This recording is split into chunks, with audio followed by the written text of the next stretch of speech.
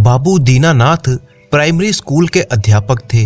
वे अब रिटायर हो चुके थे। परिवार में पत्नी और 3 बेटे थे। तीनों का विवाह हो चुका था।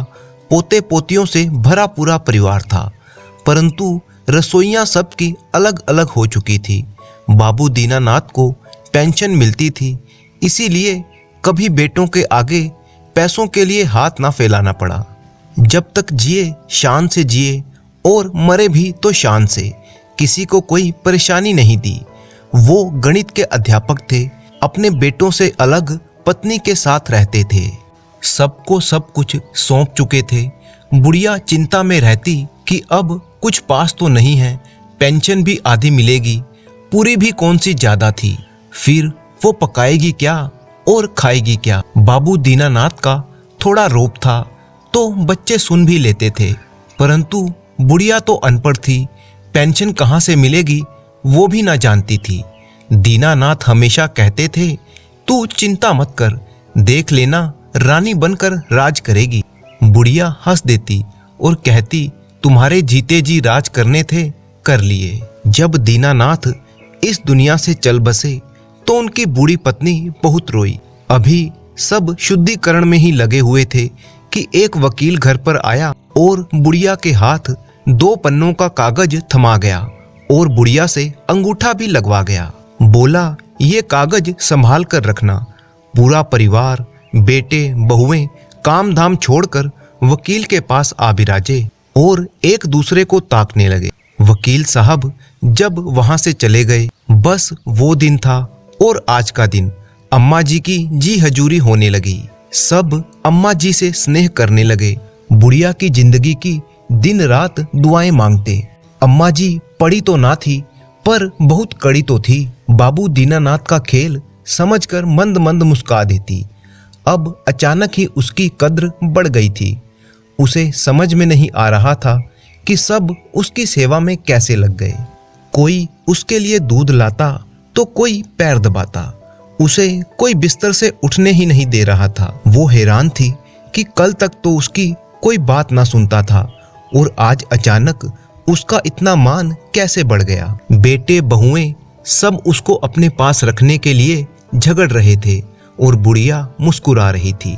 आज वो सोकर उठी तो हैरान थी। तीनों बहुओं ने उसके लिए नाश्ता भेजा था। सारे नाते पोती उसे घेरे हुए खड़े थे। अम्मा जी मंद मंद मुस्कुरा रही थी।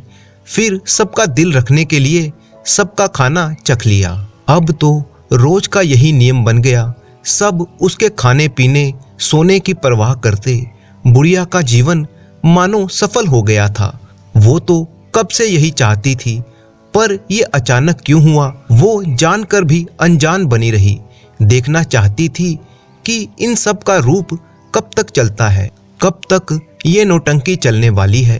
वो बस सबकी थाह लेती और मंद मंद मुस्काती। कई दिन गुजर गए। सबके बीच खुसर पुसर शुरू हो गई। बुढ़िया अक्सर बैठक में पलंग पर लेटकर सोने का नाटक किया करती थी कि एक दिन बड़ी बहू की आवाज उसके कानों में टकराई कि बुढ़िया को इतना खिलाया पिलाया पर इसका दिल ना पसीजा। सब कुछ छाती पर लेकर जाएगी क्या। मन करता है इसका टेटुआ अभी के अभी दबा दूं, पर क्या करूं। तुम तो बिल्कुल भोले हो, बात कर लो वरना छोटे और मंझले भैया सब मलाई लेकर चले जाएंगे और फिर हमारे हिस्से छाछ ही आएगी। बुढ़िया ने जैसे ही करवट बदली, बड़ी बहू की तो मानो सांसें ही रुक गई हों। वो चुपचाप वहां से खिसक गई। बुढ़िया करवट बदलकर आराम से सो गई। आज रविवार का दिन था। आज तो हद ही हो गई। मंझली बहू की किटी पार्टी थी और वो जबरदस्ती बुढ़िया को अपने घर ले गई। ना सिर्फ ले गई बल्कि अपनी सभी सखियों से भी मिलवाया। आज तो बूढ़ी अम्मा को खाने पीने के लिए 10 व्यंजन मिले। मंझली बहू दिन भर थकती रह गई, पर मजाल है कि कोई शिकायत की हो। रात को दूध का गिलास देते हुए मंझली बहू उनके पैर दबाने लगी। आज बुढ़िया को अपने पति दीनानाथ की बातें याद आ रही थी। वो कहते थे, चिंता मत कर, मेरे मर जाने के बाद तू राज करेगी। तब बुढ़िया रोती कि तुम्हारे जाने के बाद कोई रोटी भी ना डालेगा। और दीनानाथ कहते, देख लेना कल्लू की अम्मा, सब बहुएं तुम्हारी सेवा करेंगी। बुढ़िया बाबू दीनानाथ की यादों में खो गई। सबको पहले ही सब कुछ सौंप दिया था। मरते वक्त 2 पन्नों का पर्चा वकील के हाथों में देकर चले गए। जाने क्या गणित था उसमें कि बुढ़िया की दुनिया ही बदल गई। बाबू दीनानाथ के जाते ही सब बुढ़िया की सेवा करने लगे। मंजली बहू पांव दबाते दबाते वहीं पर सो गई। बुढ़िया की आहट सुनकर वह उठकर बोली, माँ जी कुछ चाहिए?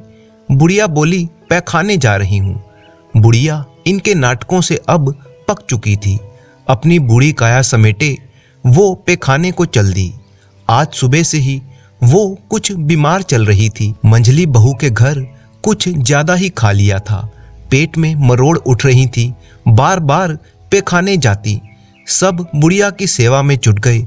छोटी बहू गर्म पानी की थैली ले आई। आज डॉक्टर तक को बुला लाई। बुढ़िया को याद हो आया, पिछले साल जब ऐसे ही वो बीमार पड़ी थी तो यही छोटी बहू कहती थी कि इतना क्यों खाती हो जब पचता नहीं है। उस समय वो दर्द से तड़पती थी, कोई झांकने तक ना आता था। और आज देख लो, सब के सब सेवा में लगे हैं। 2 दिनों की छोटी बहू की मेहनत रंग लाई। बुढ़िया भली चंगी हो गई। छोटी बहू के सर पर हाथ फेर कर बुढ़िया बोली, वाह बहू, तूने मेरी बड़ी ही सेवा की है, सदा खुश रहो। छोटी बहू तो मानो खुशी से झूम उठी। वो आंखें नचाकर बोली, अम्मा जी अब यहीं पर रह जाओ। जो मेरा है वो आपका, जो आपका है वो मेरा। बुढ़िया बोली, बहुत दिमाग चलाती है, बादाम कम खाया कर। सब समझती हूँ मैं ये तेरी मीठी मीठी बातें। छोटी बहू अपनी दाल गलते ना देखकर पैर पटकती हुई वहां से चली गई। बुढ़िया बाबू दीनानाथ को याद करती हुई बोली, मास्टर जी कौन सा फार्मूला बिठा गए आप? इधर समझ में नहीं आ रहा। सब गुणा भाग लगाते हैं, कुछ तो बचा नहीं था हमारे पास, फिर लिख कर क्या दे गए तुम? सोचते सोचते बुढ़िया आंखों से बहते हुए आंसुओं को साड़ी से पोंछ लेती है। आज बाबू दीनानाथ को गुजरे हुए 1 साल बीत चुका था। उनकी याद में उनके स्कूल में गरीब बच्चों को भोजन करवाने की अम्मा जी ने इच्छा व्यक्त की। उनकी बात मानकर तीनों बहुएं जुट गई और शानदार भंडारा हो गया। सब 2 दिन तक जुटे रहे। ना किसी ने पैसों की शिकायत की और ना ही मेहनत की। बुढ़िया देखकर अचरज करती, ये औलाद बाप के सामने ये कर्म करती तो उनकी आत्मा को कितनी ठंडक मिलती। अब बड़ी बहू की बिटिया बड़ी हो रही थी। बहू को उसकी सगाई की चिंता सताती। एक अच्छा सा लड़का देखकर सगाई भी कर दी गई, परंतु दहेज में उन्हें फटफटिया चाहिए थी। बड़की बहू बुढ़िया के पास आई और बोली, अम्मा जी वो क्या है, हम अपने लिए कुछ नहीं चाहते, पर बिटिया की खातिर ही सही अपनी दया दृष्टि कर दो। बुढ़िया को बिटिया से खास ही प्यार था। बोली, बहू चिंता ना कर, सब हो जाएगा। बड़की बहू को लगा कि बुढ़िया पसीज गई, अब जरूर कुछ ना कुछ देगी। परंतु 1 महीना बीत गया। बड़की बहू के सब्र का बांध टूट गया। तब वो फिर से बुढ़िया से कहने को जा ही रही थी कि उसकी बिटिया ने आकर कहा, मम्मी फटफटिया तो ससुराल वालों ने वहीं पर पसंद कर ली और ले ली। बड़की बहू बुढ़िया के पैरों पर गिर पड़ी और फिर लग गई सेवा में। बड़की बहू तो अब बुढ़िया को हिलने भी ना दे। शादी के सारे काज बुढ़िया से ही करवाए। बुढ़िया के बिना तो लोटा भी इधर से उधर ना होता था। शादी वाला दिन नजदीक आया तो बड़की बहू फिर से बुढ़िया के सिराने आ बैठ गई। अम्मा जी सब हो गया है, बस लड़की को एक हार बनाने की खातिर मदद कर दो बस। बुढ़िया क्या कहती। अब दीनानाथ जी को याद करके सोचने लगी, अब लगाओ कुछ जुगाड़, मेरा दिमाग तो अब ना चलता। पिछली दफा तो लड़के को फोन पर हड़का दिया था तो दहेज के कारण लड़का डर गया और फटफटिया से बच गए, परंतु अब क्या जुगत लगाऊं। 2 दिन बीते। बिटिया नाचती हुई बुढ़िया के पास आई। अम्मा मेरा हार तो देखो, सुनार दे गया है, कैसा है?